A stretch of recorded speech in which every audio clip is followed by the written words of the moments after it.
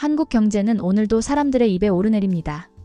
누군가는 IMF 때보다 더 힘들다고 말하고 또 다른 이는 이 정도면 아직 버틸만하다고 이야기합니다. 하지만 냉정히 들여다보면 우리가 마주한 문제는 단순히 경기 사이클의 기복이 아니라 구조적 고착화입니다. 한국 경제가 왜 이토록 무겁게 발목 잡혀 있는지, 그리고 어떻게 풀어가야 하는지가 이 이야기의 시작입니다. 무엇보다 가계의 삶을 짓누르는 건 주거 비용입니다. 월급이 오르든 말든 집값과 전세금, 월세는 가계의 숨통을 조입니다. 한국의 건강보험 제도는 상대적으로 탄탄하여 의료비 부담이 크지 않지만 그 대신 주거비가 월급의 30% 이상을 잡아먹습니다. 집이라는 공간이 단순한 생활의 터전이 아니라 국가적 인플레이션이 집중된 핵심 요소가 된 셈입니다. 옥스퍼드 대학교의 한 연구에서는 주거비 부담은 가계 소비를 위축시키며 장기적으로 국가 성장률을 잠식한다고 지적합니다. 단순히 비싼 집이 문제가 아니라 경제의 활력 자체를 잠식하는 구조적 병목이라는 뜻입니다. 그렇다면 왜 이렇게 되었을까요? 한국은 지난 20여 년간 수출 중심의 성장 전략으로 달려왔습니다. 반도체, 자동차, 조선 등 세계 시장에서 치열하게 경쟁해 얻은 성과가 있었습니다. 하지만 동시에 내수는 늘 뒷전이었습니다. 수출 대기업이 번 돈은 은행을 거쳐 기업 대출로 다시 흘러갔고, 투자는 일자리를 만들었지만 가계 소비는 늘 비좁은 틀 안에 갇혔습니다. 소비 비중이 GDP의 절반에도 미치지 못하는 건 그 결과입니다. 문제는 여기서 끝나지 않습니다. 민간 부문이 약하니 자영업자들은 끊임없이 창업과 폐업을 반복합니다. 1년에 50만 명 넘게 가게 문을 닫습니다. 그리고 다시 누군가는 새로운 가게를 엽니다. 전체 숫자는 유지되지만 이는 생존을 위한 회전문일 뿐 안정적인 성장 동력이 아닙니다. 이쯤에서 우리가 던져야 할 질문이 있습니다. 왜 한국만 이렇게 소비가 움츠러들까? 미국, 독일, 일본은 GDP 대비 소비 비중이 50%를 넘습니다. 그리스는 무려 70%에 달합니다. 그런데 한국은 47% 수준에서 벗어나지 못합니다. 이는 단순히 절약하는 국민성 때문이 아닙니다. 제도와 구조가 가계의 소비 여력을 근본적으로 제약하고 있기 때문입니다. 워런 버핏은 이런 말을 했습니다. 위기는 언제나 빚을 지나치게 짊어진 순간 찾아온다. 한국 가계의 부채 비율은 이미 GDP의 89%에 달합니다. 하지만 더 큰 문제는 기업 부채입니다. 한국 기업들의 비금융 부채는 GDP 대비 거의 200%에 육박합니다. 이는 미국보다도 높고 프랑스와 비슷한 수준입니다. 기업이 미래를 위한 투자보다는 빚에 기대어 연명하는 구조가 자리 잡았다는 사실이 한국 경제의 불안을 키우고 있습니다. 여기서 주목할 점은 부채 그 자체가 항상 악은 아니라는 겁니다. 옥스퍼드 연구진 역시 부채의 총량보다 중요한 건 그 활용의 효율성이라고 말합니다. 하지만 한국의 문제는 바로 이 지점에서 드러납니다. 사양 산업에도 지원이 쏟아지고 경쟁력을 잃은 분야가 재정이라는 인공호흡기로 연명합니다. 반대로 성장 가능성이 큰 핵심 산업은 정권이 바뀔 때마다 지원이 끊기거나 줄어듭니다. 이 불균형이 경제 활력을 잃게 만드는 또 다른 뿌리입니다.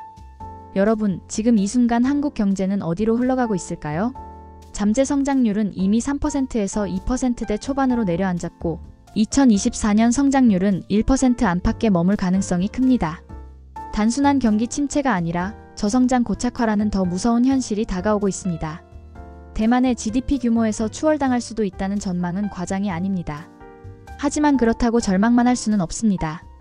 위기는 언제나 전환의 신호탄이기도 합니다. 우리가 지금 필요한 건 단순한 비판이 아니라 합리적이고 장기적인 대안 모색입니다. 바로 여기서 이야기를 본격적으로 풀어나가겠습니다. 한국 경제의 가장 큰 구조적 문제는 민간 부문이 취약성입니다. 성장의 절반 이상을 담당해야 할 가계 소비와 기업 투자, 이 두 축이 동시에 흔들리고 있는 것입니다.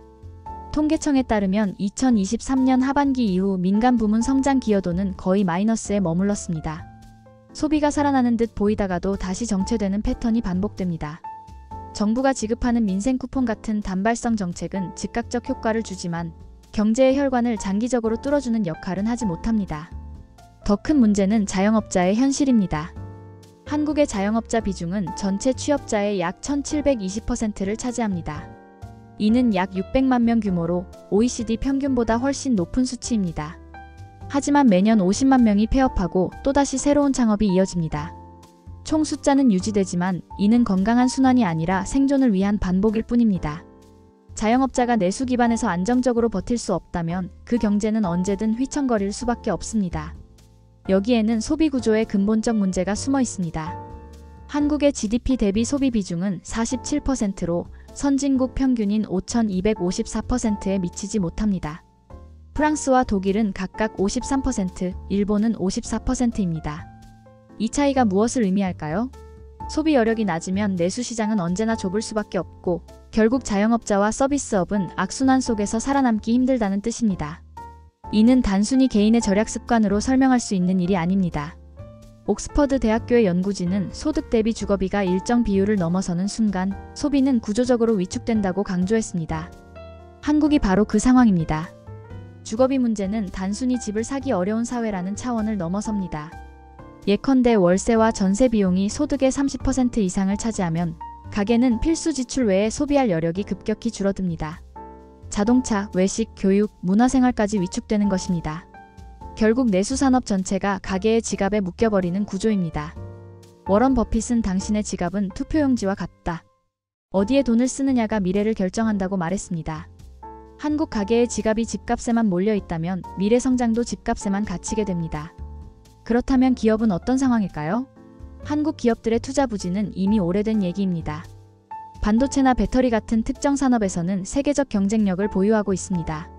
그러나 전체적으로 보면 투자 여력은 부채 의존에 기대고 있습니다. 한국 기업의 비금융 부채는 GDP 대비 200%에 육박합니다.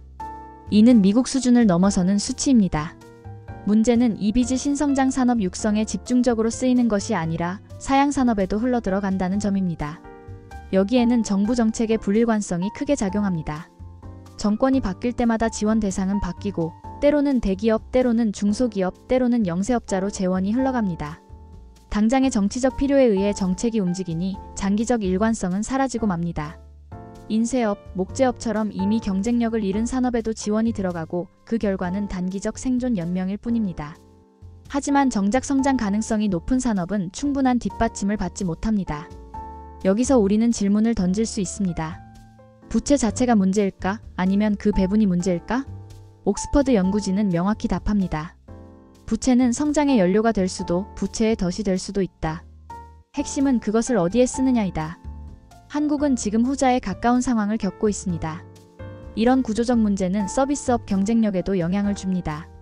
예를 들어 서울에서 속초까지는 고속도로로 불과 2시간 거리입니다. 하지만 관광객이 속초 맛집을 방문했을 때 기대하는 지역 특산물 대신 서울에서 흔히 볼 수 있는 메뉴와 차별성 없는 반찬을 마주합니다. 가격은 비싸지만 서비스 품질은 기대 이하인 경우가 많습니다.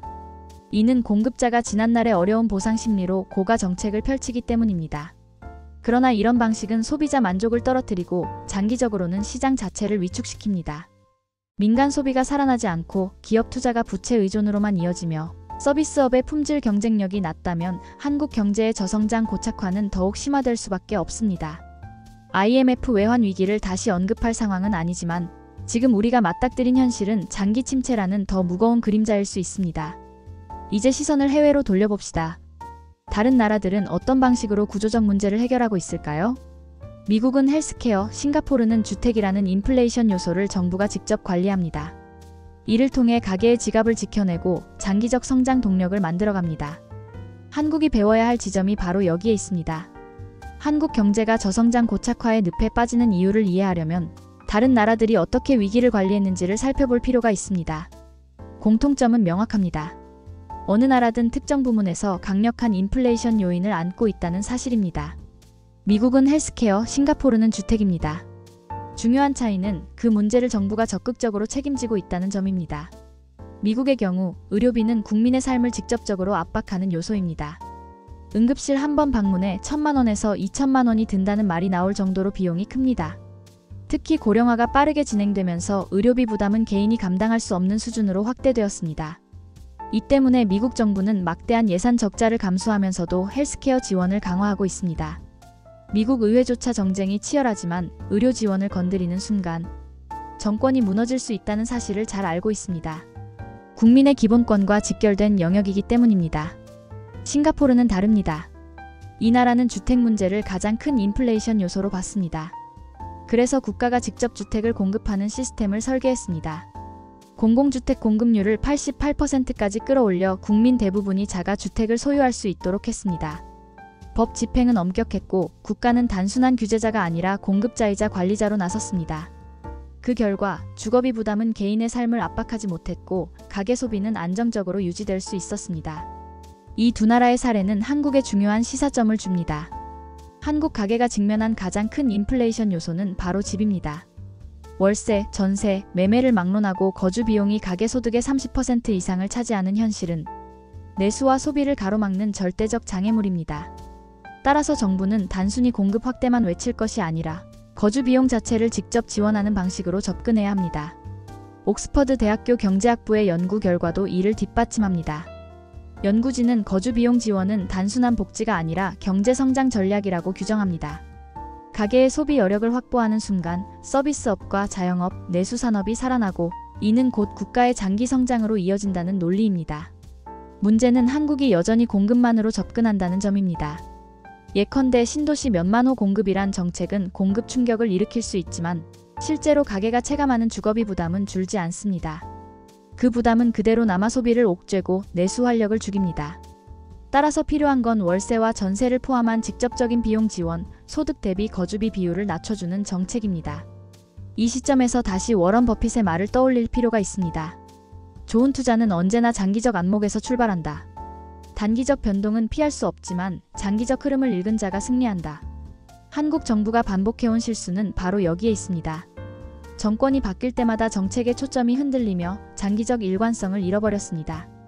원전 산업이 대표적 사례입니다. 세계적 경쟁력을 확보했음에도 정부 정책 변화로 시장을 잃고 후퇴했습니다.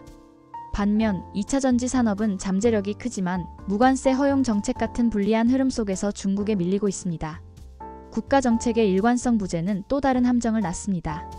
사양 산업에도 꾸준히 지원이 이어지는 것입니다. 인쇄업, 목재업 같은 산업은 글로벌 경쟁에서 이미 경쟁력을 잃었지만 취약계층 보호라는 이유로 세금이 투입됩니다.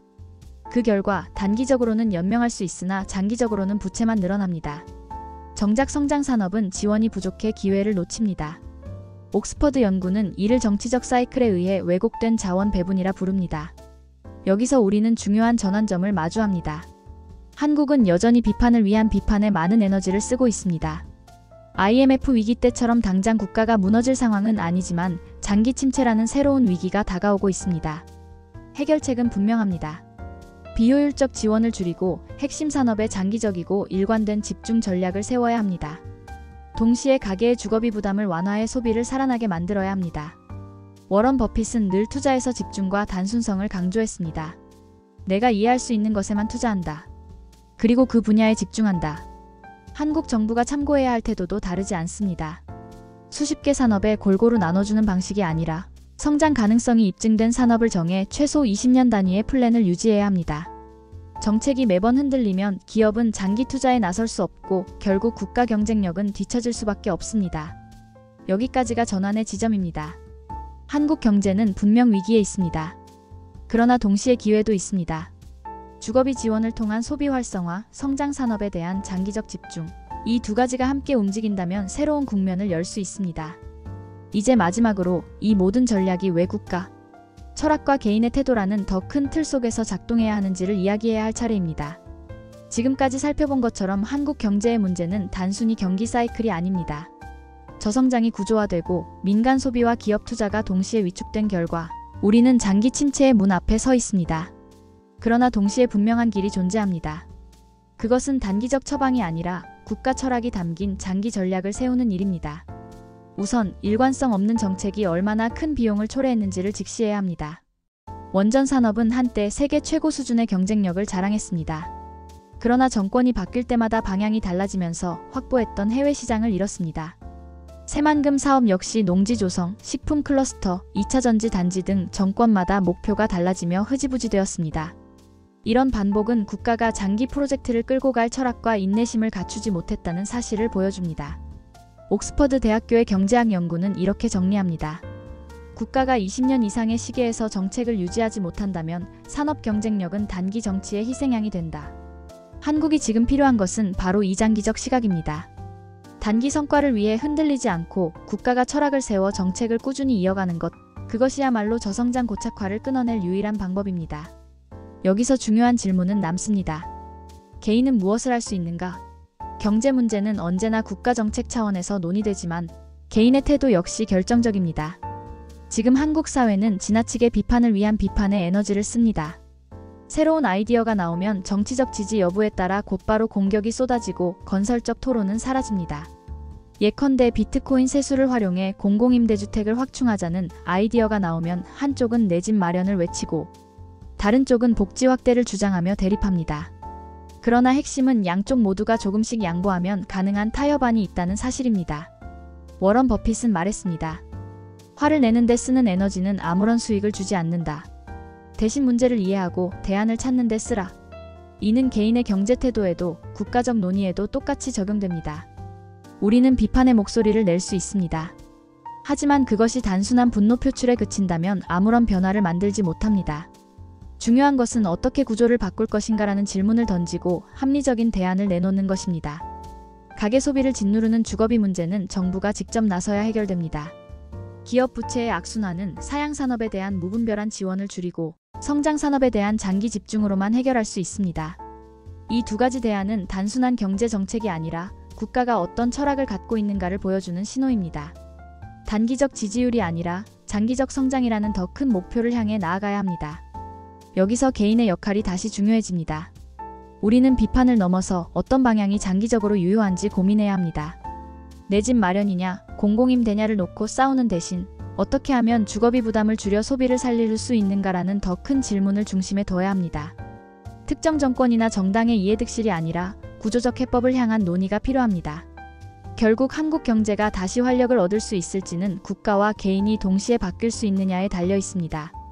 국가는 철학을 갖고 장기 전략을 유지해야 하고 개인은 화를 가라앉히고 합리적 대안을 모색해야 합니다. 워런 버핏은 투자자로서 세계 최고 자리에 올랐지만 그의 삶은 언제나 단순한 원칙에 충실했습니다. 장기적 안목, 단순한 전략, 그리고 흔들리지 않는 집중. 한국 경제가 다시 도약하려면 이 철학이 필요합니다. 옥스퍼드 연구가 말하듯 정책은 단순한 기술적 선택이 아니라 국가의 철학을 드러내는 선택입니다. 이제 한국 경제는 전환점에 서 있습니다. 우리는 주거비 지원을 통한 소비 활성화, 성장 산업 집중이라는 분명한 대안을 눈앞에 두고 있습니다. 남은 건 비판을 위한 비판을 넘어 이 길을 실제로 선택할 수 있느냐입니다. 그리고 이 선택은 결국 우리 모두의 몫입니다. 구독과 좋아요로 함께 성장합시다. 감사합니다.